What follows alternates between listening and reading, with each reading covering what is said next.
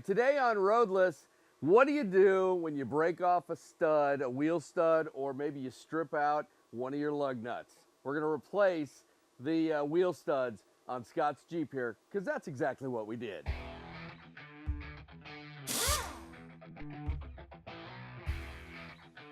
So we're working on Scott's Jeep. We're actually replacing the coil springs on his LJ.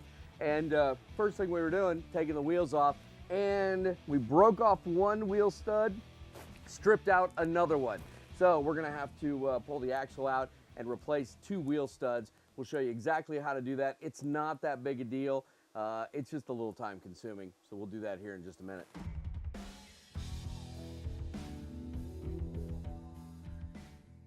All right, so to replace the wheel stud, here's what we're gonna have to do. Gonna have to take apart the rear brakes.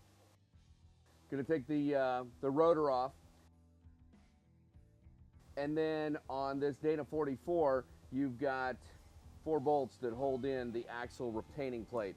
We'll take those 4 bolts off, we'll remove the axle.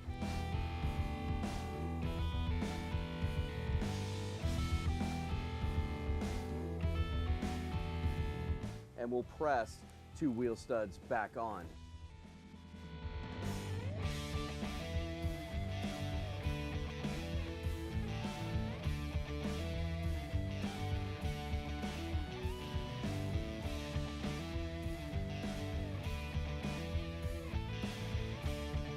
And he's got quite a bit of rust on these other wheel studs, so we'll probably hit those with a little anti-seize before we put this all back together.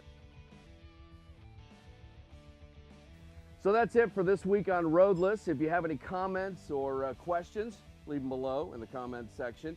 You can also check us out on Facebook. Make sure to like us there. Check us out on Twitter as well. And make sure you subscribe to our page here on YouTube. We'll see you next week on Roadless.